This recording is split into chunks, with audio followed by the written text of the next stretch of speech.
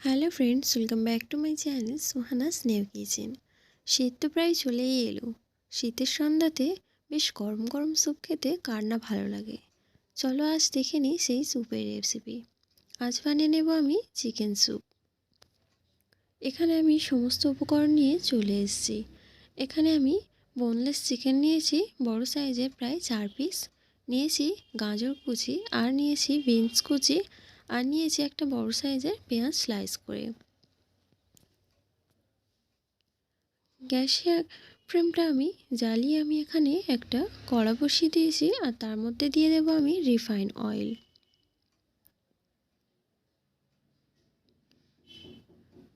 তেলটা গরম হতেই আমি এখানে দিয়ে দেবো কুচিয়ে রাখা পেঁয়াজগুলো।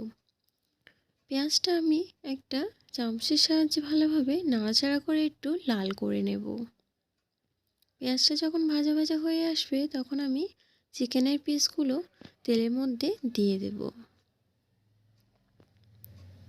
তার উপরে দিয়ে দেবো আমি বিনস কুচি, দিয়ে দেব গাজর কুচি, দিয়ে আমি একটু নাড়তে থাকবো।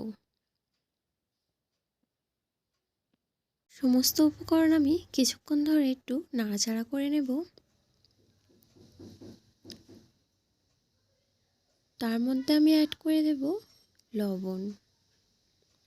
এখানে স্বাদ অনুযায়ী লবণটা যে যার অনুমানিক দিয়ে দেবে। তারপরে আমি এখানে দিয়ে দেব হাফ টিস্পুন গোলমরিচের গুঁড়ো,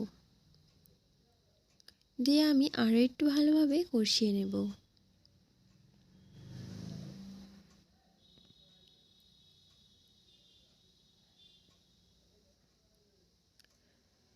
প্রায় মিনিট পাঁচেক ধরে আমি গ্যাসের ফ্লেমটা লো করে কষাতে থাকবো।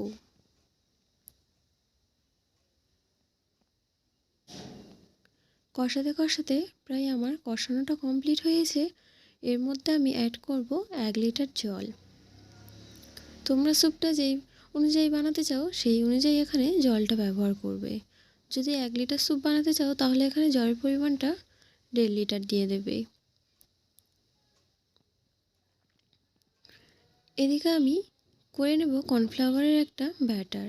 সেই জন্য আমি এখানে 2 চামচ কর্নফ্লাওয়ার নিয়ে নেব, আর সামান্য পরিমাণে জল দিয়ে আমি এটাকে একটা ব্যাটার তৈরি করে নেব।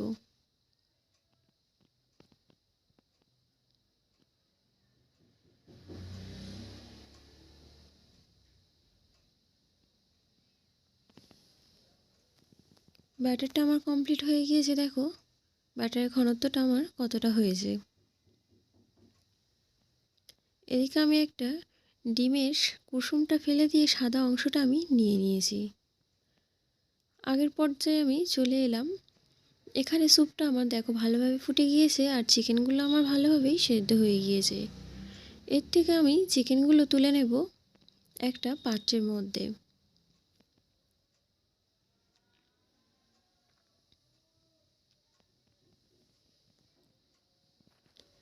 চিকেনগুলো আমি তুলে নিয়েছি, আর দেখো হাতের সাহায্যে আমি ছোট্ট ছোট্ট করে এগুলো ছিঁড়ে ছিঁড়ে নেব।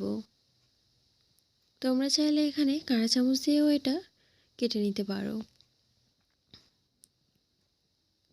হাত দিয়ে আমি চিকেনগুলো এইভাবে আমি ছোট্ট ছোট্ট টুকরো করে নিয়েছি।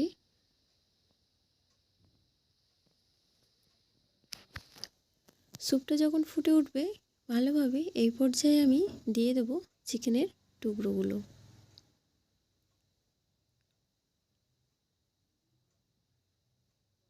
চিকেনের টুকরোগুলো দিয়ে আমি আরও একটু হালকা করে নেড়ে দেব।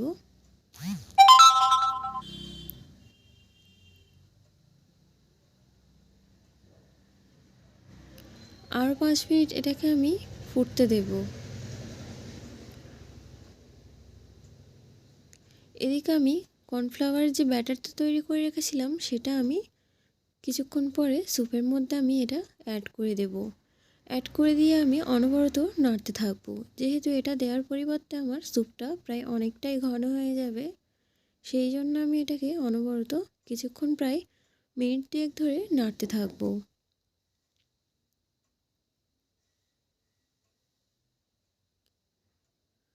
স্যুপটার ঘনত্বটা তোমরা দেখলেই বুঝতে পারবে যে স্যুপটার ঘনত্বটা কতটা হয়েছে। এই পর্যায়ে আমি দিয়ে দেবো যে ডিমের আমি সাদা অংশটা রেখেছিলাম, সেই সাদা অংশটা আমি দিয়ে দেবো। দিয়ে আমি আরও কিছুক্ষণ ধরে নাড়তে থাকবো।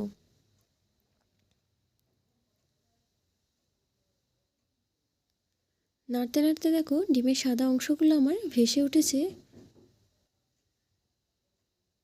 এই পর্যায়ে দেখো আমার স্যুপটা প্রায় কমপ্লিট হয়ে গিয়েছে।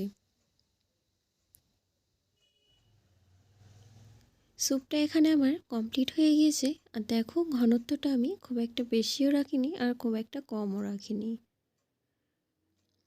এখানে আমি একটা বাটির মধ্যে তুলে নিচ্ছি। দেখো স্যুপটা আমার কতটা সুন্দর হয়েছে।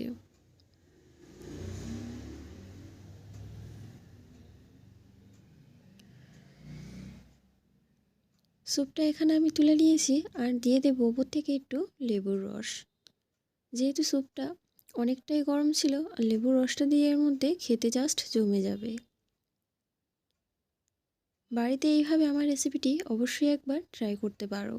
আর এই শীতের সন্ধ্যাতে এই রেসিপি যদি বাড়িতে হয়ে থাকে তাহলে সন্ধ্যাটা প্রায় জমেই যাবে।